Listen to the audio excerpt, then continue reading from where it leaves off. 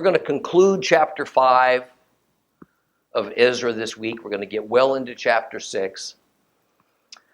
Now, what's taken us so long is that we have chosen this point in the book of Ezra to pause and to examine the prophets Haggai and Zechariah, who arose to both encourage and warn the Jews that the rebuilding of God's temple was to be their top priority. Their top priority.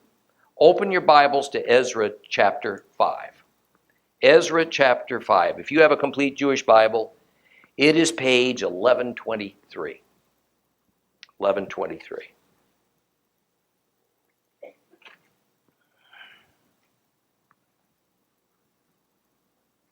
The prophets Haggai and Zechariah, the son of Iddo, prophesied to the Judeans in Jerusalem and Judah. They prophesied to them in the name of the God of Israel. Then Zerubbabel, the son of Shealtiel, and Yeshua, the son of Yotzadach, began building the house of God in Jerusalem, and with them were the prophets of God helping them. No sooner had they begun when Tatnai, the governor of the territory beyond the river, Boznai, and their colleagues came and they asked them, "Who gave you permission to rebuild this house and finish this wall? What are the names of the men putting up this building?" But the eye of their God was on the leaders of the Judeans, so they didn't stop them until the matter could come before Darius, and a reply in writing be received. Here is the text of the letter which Tatnai, the governor of the territory beyond the river, Boznai, and their fellow officials beyond the river sent to Darius the king. They sent him a letter in which it was written to Darius the king, "Complete shalom. Let the king know that we went to the province of Judah, to the house of the great God, and it is being rebuilt with large stones, and timber is being set in the walls.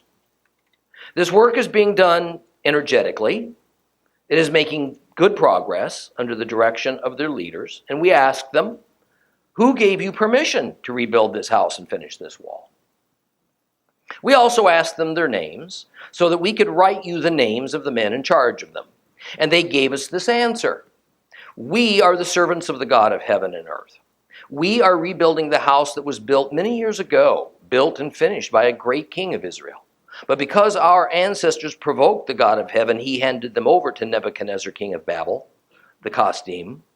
He destroyed this house. He carried off the people to Babel. But in the first year of Cyrus, king of Babel, Cyrus gave the king authorization to rebuild this house of God. And moreover, the gold and silver articles belonging to the house of God, which Nebuchadnezzar had removed from the temple in Jerusalem and brought to the temple of Babel, Cyrus the king took out of the temple in Babel. They were turned over to a man named Sheshbazzar, whom he appointed governor.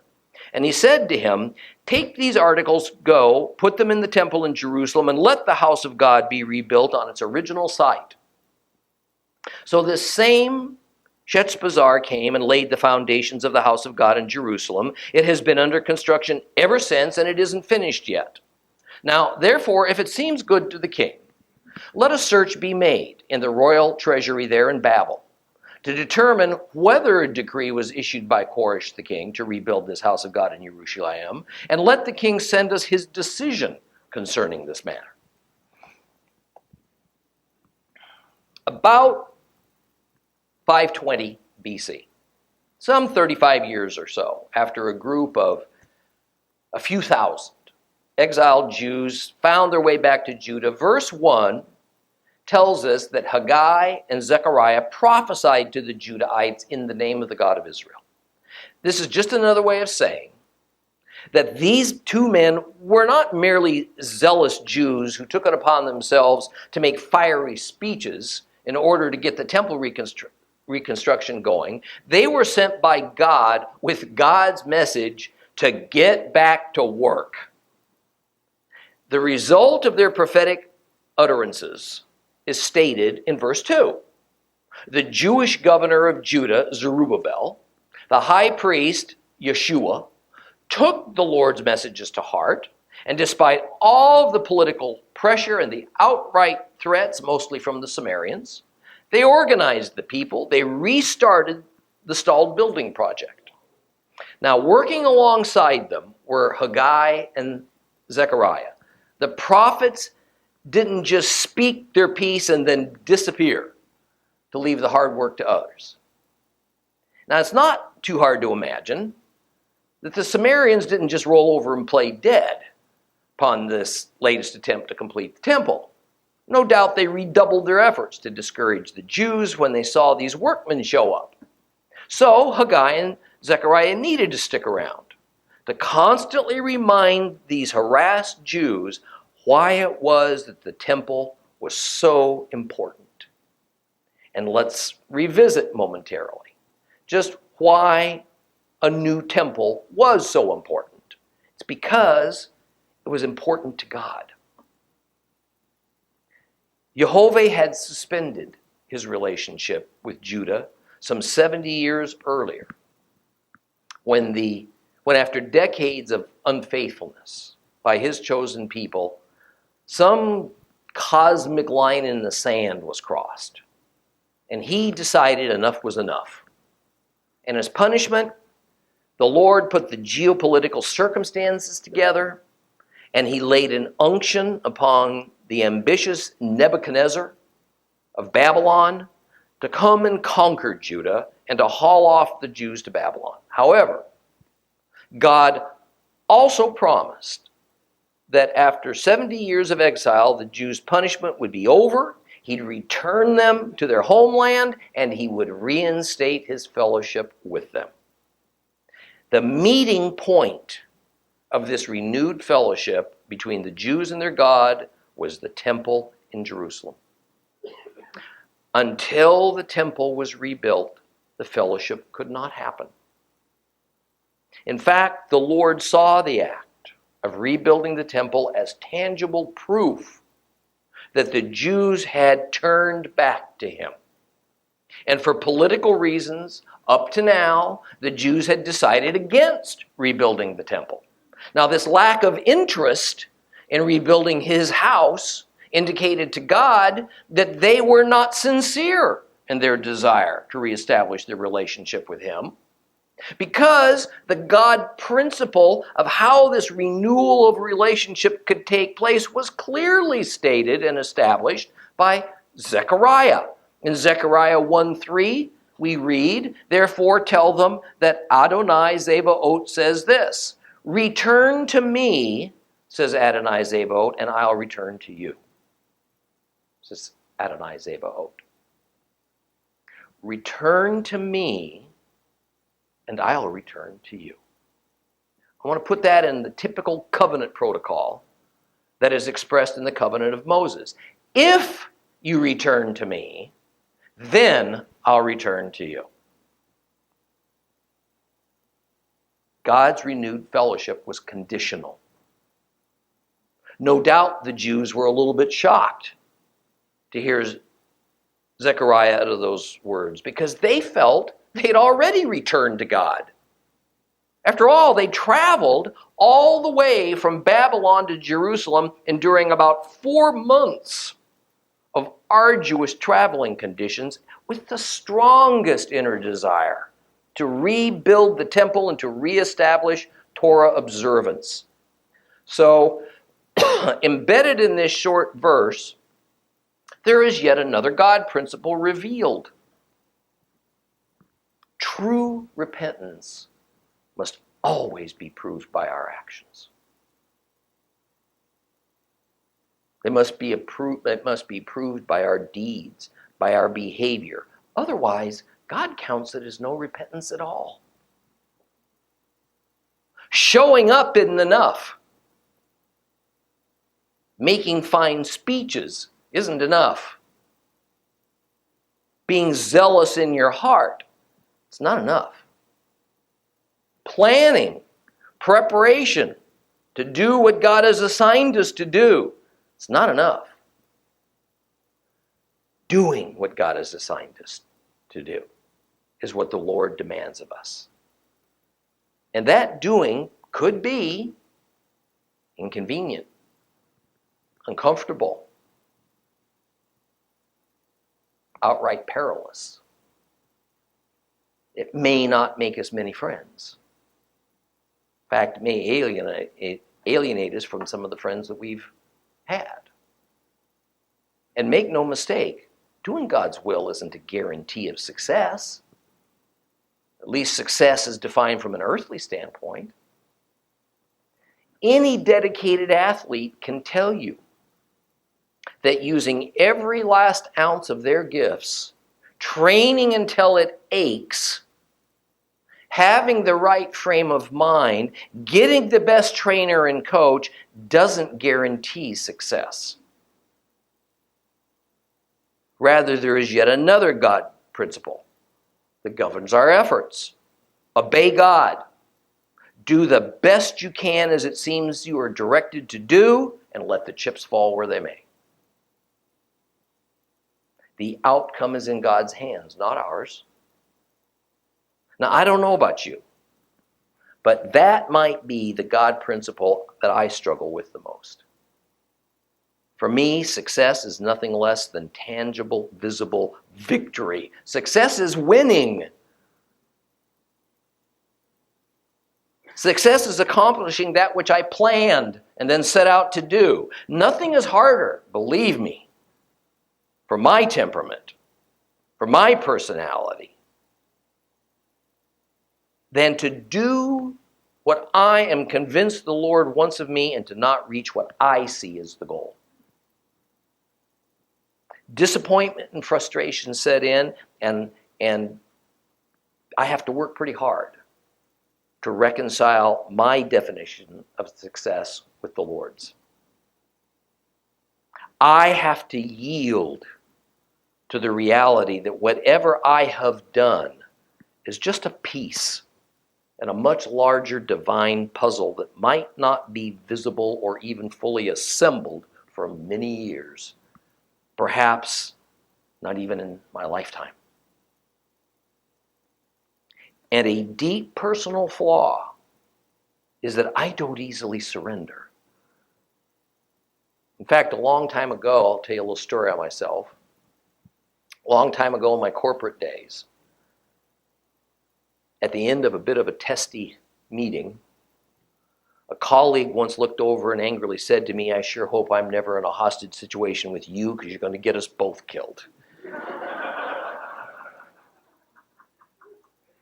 I think my wife would agree with that. I don't surrender easily. And that can be a good thing and it can be a bad thing. Towards God, it's a bad thing.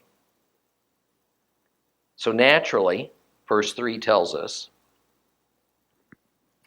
that no sooner had the Judahites courageously gone back to work on the temple before a high Persian government official shows up to question them about it.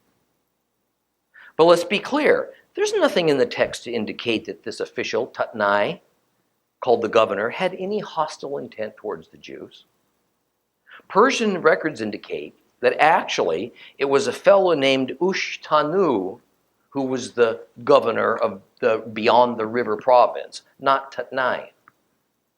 It seems that Tatnai must have been a vice regent, similar to what Joseph was in relation to the Pharaoh down in Egypt. The reason that we're going to see several folks, by the way, called governor in our English Bible translations of Ezra is because the Aramaic word that is being translated, pecha, isn't well understood.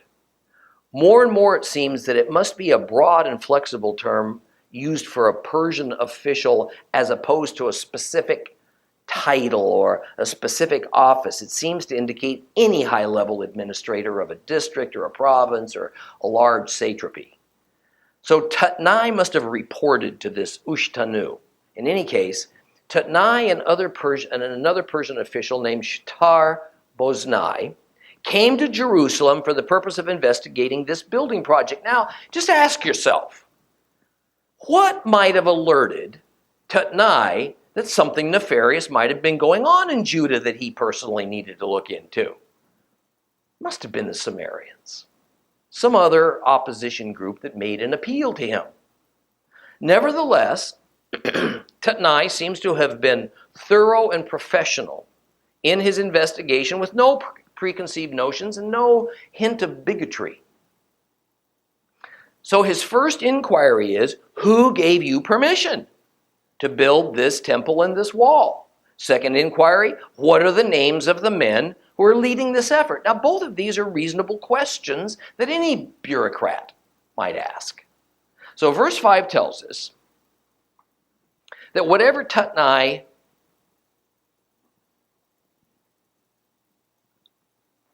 was told by Zerubbabel, it had to be pretty convincing. Because although he would certainly take his investigation a little further, there's no reason, he sought no reason to block the construction until he inquired of the current king of Persia to see if he could validate what Zerubbabel had told him. Now, the author of Ezra, however, is quite observant to note that in reality, it was because of God's unseen intervention on behalf of his people that Tatnai didn't stop the temple work as he waited for further instructions from King Darius. Now, next we get the text of the letter that Tatnai sent to King Darius. Now, the letter is factual. It's unemotional. It's without an obvious agenda other than to transmit to King Darius what Tatnai observed.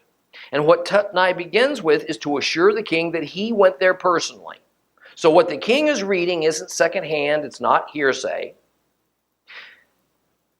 Large stones, he says, are being used for construction, as is structural timber, with the only source for such timber being from the forests of Lebanon, which are under the king's control. Further, Tatnai reports that the workers are zealous in their tasks and the progress is steady. Why does this matter?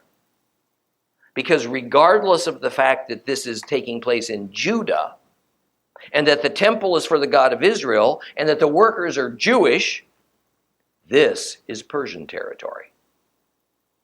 The Jews are citizens of Persia. So all of this belongs to the empire of Persia, and the results to one degree or another reflect on the king of the empire. Now note in verse 8, it is said in the letter that the temple is dedicated to the great God. Now, this letter is naturally written and recorded in our Bibles in Aramaic, because that's the language of the Persian Empire. So the words translated into English in great God are Rav Elah. Elah is a generic term for a God. It can mean any God. Thus, exactly which God is meant is left ambiguous because it serves a sensitive political situation like this one perfectly. Better to let each side kind of assume whatever suits them. A couple of verses later, it's mentioned that the names of those in charge of the construction project were gathered and sent to the king. However, no names are listed in the letter. So they were sent in a separate communication, or what we are reading is a condensed form of the original. It's impossible for us to know for sure. Well, starting in verse 11, we see that Tatnai fully intended to be fair and equitable with the Jews, so he gives Darius the Jews' response to his inquiries of them. And what the Jewish response amounts to is a justification and a defense of what they're doing, why they're doing it, who gave them permission. And the justification begins with identifying themselves with the God of heaven and earth. And once again, since this letter is in Aramaic, it reads, Elah Shamayin Ara, thus repeating the generic and non-specific Aramaic word for God, which is Elah. The God of heaven was a term the Persians regularly used, because the Persians had a God of heaven and a creator God who they called Ahura Mazda. Thus, by the Jews using the term Elah, once again, in their identification with a certain god, even though, of course, they meant Yehovah, the Persians could take it to mean Ahura Mazda. And so, another politically sensitive issue could kind of be waltzed around. Then the history of this building project is given. The Jews explain that this new structure is only a replacement of a former structure, built a long time ago by a great Israelite king. Now, King Solomon, builder of the house, was only important to Hebrew history, and he lived and died more than 4 centuries earlier. So no name is given, because it would have meant nothing to the Persians. And in a bit of refreshing candor, Zerubbabel admits to Tatnai that the reason for the temple being in ruins is because the ancestors of the Jews had provoked the God of heaven. Again, the generic term Elah Shamayin is used. And he caused Nebuchadnezzar to come and attack the house of God and to carry off the Jews to Babylon. Now, I think the willingness of Zerubbabel to openly confess the Jewish responsibility for their own calamity is part and parcel of the repentance that God was looking for. And to lay the reason for the destruction at the feet of the God of heaven as a just consequence for the Jews' unfaithfulness, no doubt gave Tatnai the sense that what he was being told was the truth, no matter how less than flattering it was to the Jewish people. Well, then Zerubbabel reports that it was Cyrus, who gave the authorization to rebuild the temple. But notice that he is referred to as the king of Babel, not as king of Persia. This is not an error, because indeed Cyrus can be called king of Babel, as that was the capital of the Babylonian Empire that he had just captured, and indeed he was Babel's new king. And no doubt by using the title king of Babylon, it also helped to connect the entry into the exile to Babylon with the exit from the exile to Babylon. Now remember, even though laymen and academics alike will say that the Jews returned from their Babylonian exile, in fact, they didn't return until the Persian Empire era had begun. So they actually returned from Persia. They went to Babylon, they returned from Persia. So in verse 13, the crux of the justification and the most important argument in favor of the Jews' position is used. King Cyrus personally ordered the rebuilding of the Jewish temple. The next couple of verses merely explain that while Nebuchadnezzar had looted the temple and used its valuable artifacts in the Babylonian temple to Marduk, Koresh had those same treasures retrieved. He gave them back to the Jews to use them in their own temple. And the temple could be rebuilt exactly where it had been located originally. Thus, no ambiguity remained. King Cyrus ordered the temple to be rebuilt in the original location. He dedicated it to the Jews' God, and he furnished with its original furnishings and ritual implements so that it could be the same as it was before. It was to be a faithful reproduction of what had been there before. Now that Tatnai had reported what he observed and documented the answers he received to the answers he received to his questions, he concludes in verse 17 now that he requests the king to have these record search accomplished. He wants to know if the Jews' claims are true. And when that's been completed, would the king please let Tatnai know what his decision is going to be now, with all these facts concerning this matter. Let's move on to chapter 6 now, because here we're going to get the king's reply. Open your Bibles to chapter 6 of Ezra, page 1124, if you have a complete Jewish Bible.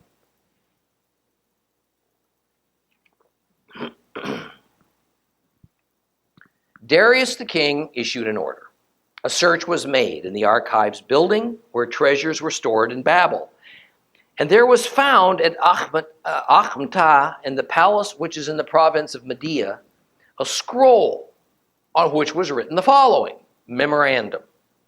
In the first year of Koresh the king issued this decree. Concerning the house of God in Jerusalem, let the house be rebuilt, the place where they offer sacrifices. Let its foundations be firmly laid. Its height is to be 90 feet, its breadth 90 feet, with 3 rows of large stones and 1 row of new timber. The expenses are to be charged to the king's treasury. And let the gold and silver articles belonging to the house of God, which Nebuchadnezzar removed from the temple in Jerusalem and brought to Babel, be restored, be returned to the temple in Jerusalem, each item to its place, and you are to put them in the house of God. Therefore, Tatnai, the governor of the territory beyond the river, Shtar-Boznai and your colleagues, the officials beyond the river, stay away from there. Let the work of this house of God alone. Let the governor of the Judeans and the leaders of the Judeans rebuild this house of God on its site. Moreover, I herewith issue this order concerning how you are to assist these leaders of the Judeans rebuilding this house of God. The expenses of these men are to be defrayed promptly from the royal funds, from what taxes collected beyond the river, so that the work can continue. Whatever they need, young bulls, rams, lambs for burnt offerings to the God of heaven, wheat, salt, wine, olive oil, according to what the Kohanim, the priests in Jerusalem, say, is to be given them daily without fail, so that they can offer sacrifices with a fragrant aroma to the God of heaven and pray for the life of the king and his sons. I also order that if anyone defies this order, a beam is to be pulled from his house. He is to be lifted up and impaled on it. His house is to be reduced to rubble. May the God who has caused his name to be there overthrow any king or people that tries to defy it, to destroy this house of God in Jerusalem. I, Darius, have issued this order. Let it be carried out to the letter. Then Tatnai, the governor of the territory beyond the river, Shtar-Boznai and their colleagues obeyed strictly, because Darius the king had given them the order to do so. The leaders of the Judeans made good progress with rebuilding, thanks to the prophesying of Haggai the prophet and Zechariah the son of Iddo. They kept building until they were finished, in keeping with the commandment of the God of Israel, in accordance with the order of Koresh, Darius, Artaxerxes, king of Persia. This house was finished on the 3rd day of the month of Adar, in the 6th year of the reign of Darius the king. The people of Israel, the Kohanim, the Levites, and the other people from the exile joyfully dedicated this house of God. At the dedication of this house of God, they offered 100 young bulls, 200 rams, 400 lambs, and as a sin offering for all Israel, 12 male goats, corresponding to the number of the tribes of Israel. Then they installed the priests in their divisions and the Levites in their orders for the service of God in Jerusalem, as written in the book of Moses. The people from the exile kept Passover, Pesach, on the 14th day of the 1st month. For the Kohanim and the Levites had purified themselves together. All of them were pure. So they slaughtered the Pesach lambs for all the people from the exile and for their kinsmen, the priests, and for themselves. The people of Israel who had returned from the exile and all those who had renounced the filthy practices of the nations living in the land in order to seek Adonai, the God of Israel, ate the Passover lamb and joyfully kept the feast of matzah for 7 days. For Adonai had filled them with joy by turning the heart of the king of Ashur towards them, so that he assisted them in the work of the house of God, the God of Israel. I want to see that happen again.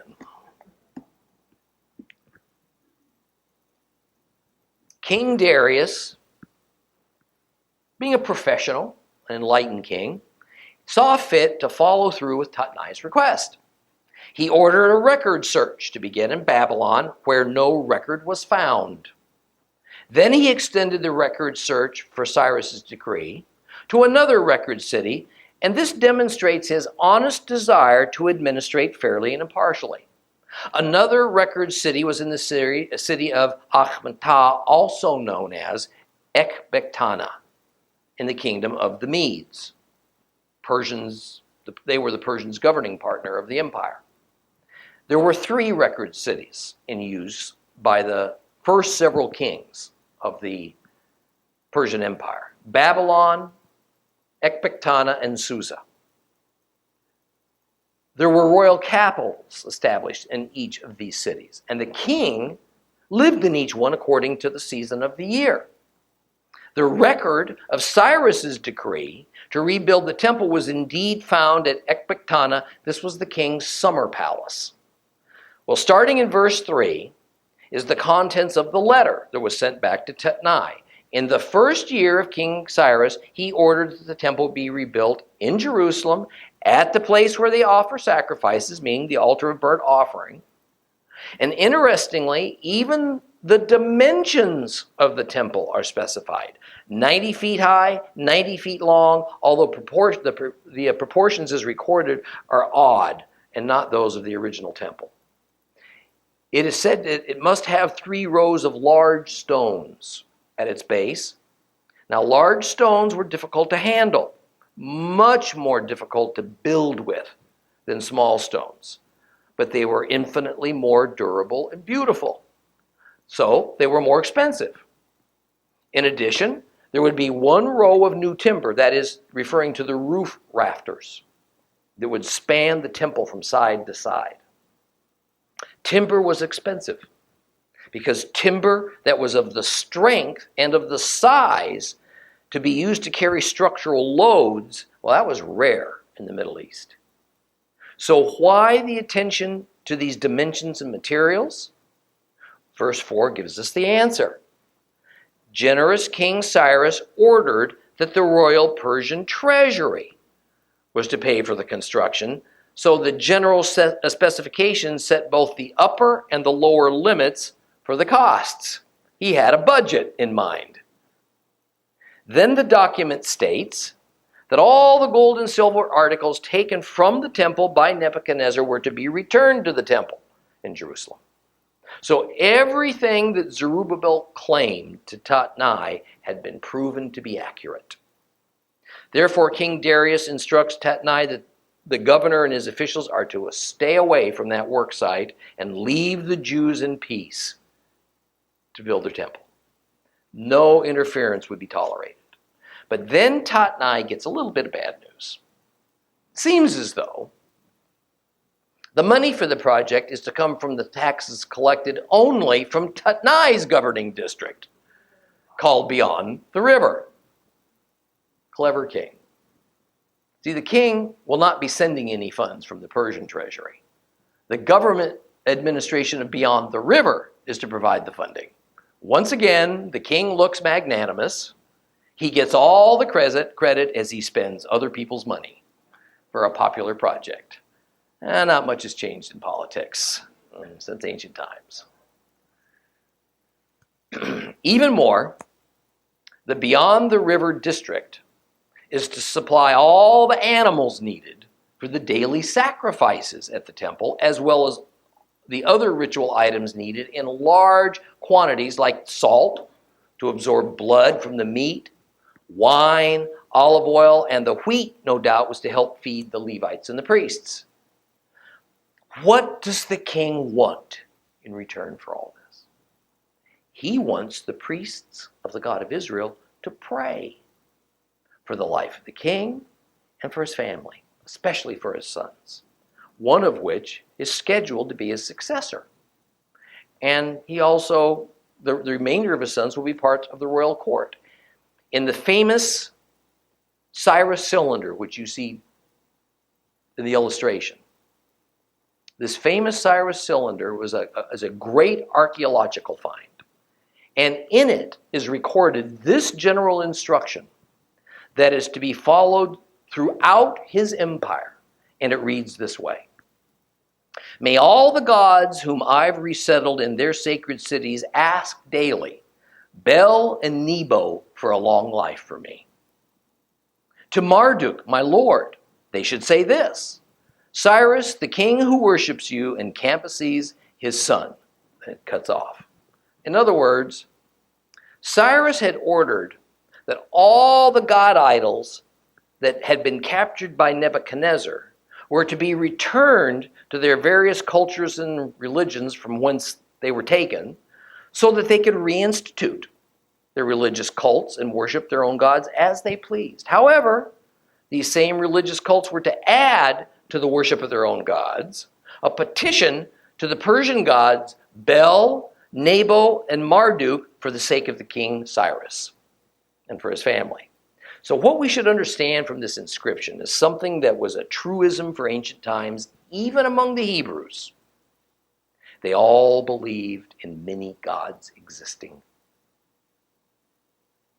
The concept of monotheism for the Hebrews, especially at first, was not that there was only one God in existence. It's that while all the other cultures had many gods, the Hebrews were only allowed by their God to have one. That was their definition of monotheism at first. Now, the ancient mind, you see, had no problem with accepting many gods, and that each pantheon was dedicated to a certain nation and its king. So Cyrus had no issue believing that the God of Israel was Jehovah, and that he indeed existed and he operated in the territory of Judah, and that Jehovah had powers to affect matters on earth. And by showing respect to all gods in his empire, Cyrus hoped to not only win the affection of his subjects, but also the favor of all the gods. If not in doing his bidding, at least that they wouldn't try to harm him. And if anyone were to think to defy this king's order concerning rebuilding the Jerusalem temple, and instead they harassed the Jews, there'd be a severe consequence.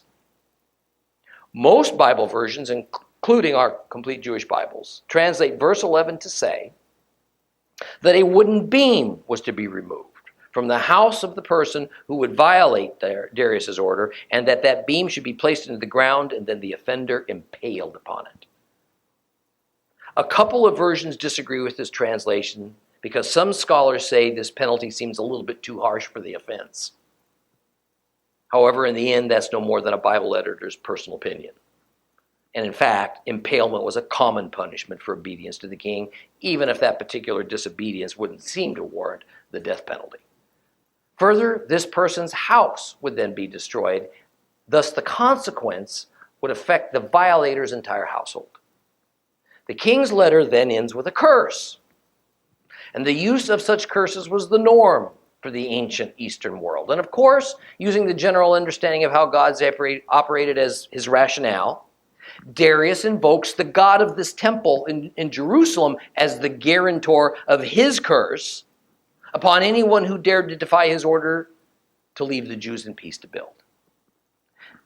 Now we're informed that Tatnai obeyed the king's order to the letter, as did his associates. Thus, with all the formal charges of the Jews against the Jews swept away, and their right to rebuild the temple reaffirmed by the current king of Persia, the temple took shape rapidly.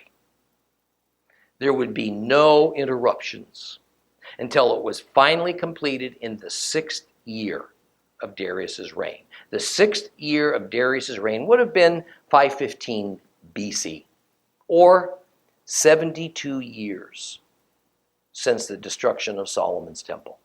This is so close to the 70 years predicted by Jeremiah in his book, chapters 25 and 29, that for us to quibble that 72 years means the 70 years prophecy was inaccurate is disingenuous. When we see round numbers in the Bible like 40 or 70, they are usually partially symbolic and partially there to give us a reasonable approximation of time or of whatever it is that's being referred to.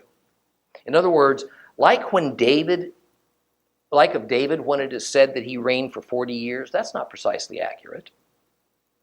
It was closer to 41, maybe even 42 years.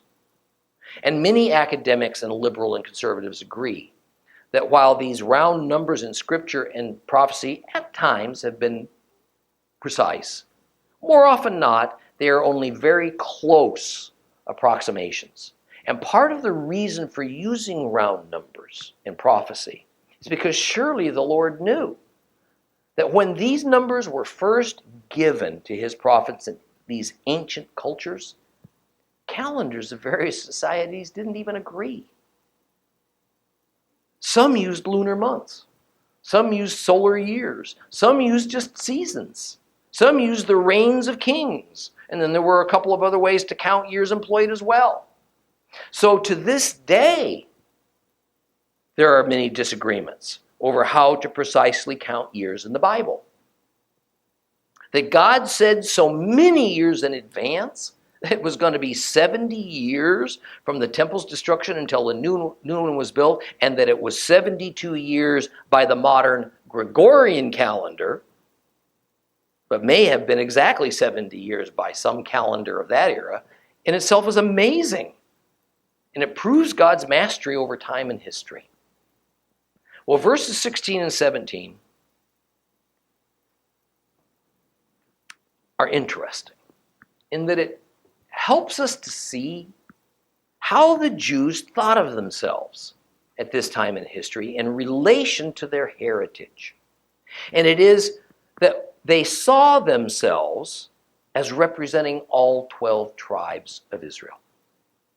However, we should also understand that on the one hand, the meaning of verse 16 saying that those who attended the temple dedication were, one, the people, the of Israel. Next, the priests. And finally, the Levites, is merely to announce the attendees in the terms of the three basic divisions that God ordained for Israel in the law of Moses. The lay people, Israel. The Levites, who were separated away from the tribes at Mount Sinai, and then the priests, who were separated away from the Levites to directly serve God on behalf of all Israel. And at the dedication, an opulent amount of animals were sacrificed, but a very telling piece of information is given to us. That a sin offering for all Israel, Kol Israel, consisting of 12 male goats, one for each tribe, were also sacrificed. Let's remember that by this time in history, the 10 tribes of the northern portion of the former kingdom of Israel, called Ephraim Israel, had been deported. They'd been scattered by the Assyrians throughout the Asian continent into parts of northern Africa. We hear nothing more in the Bible except in the form of prophecies about when in the latter days they will rejoin their brethren Judah in the promised land.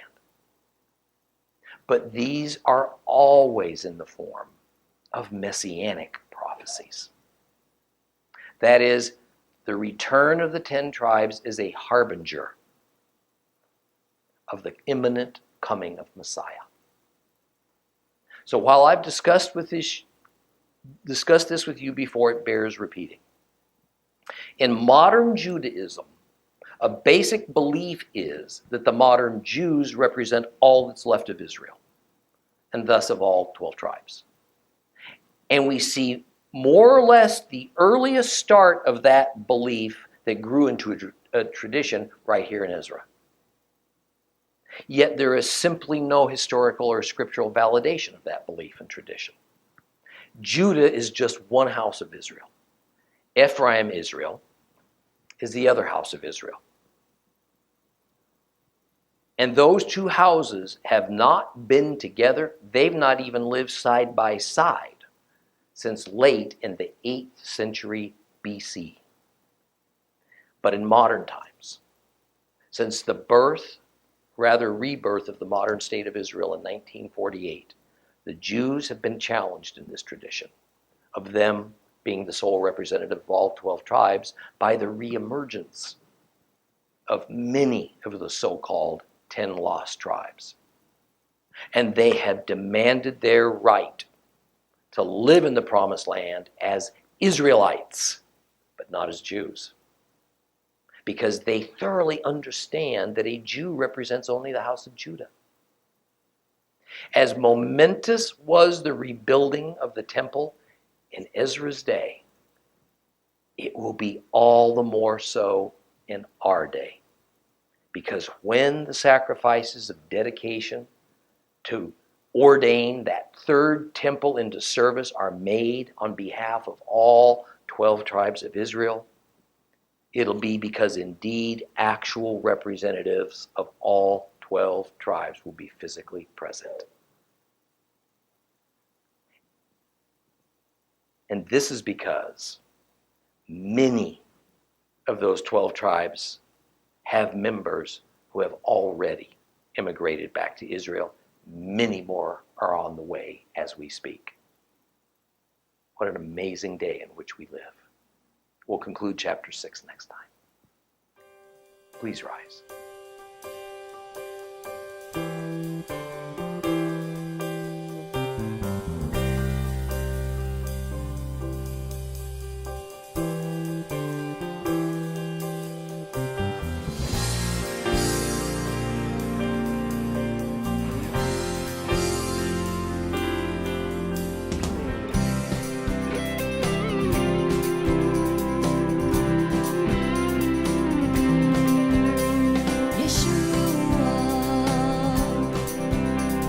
Yeshua,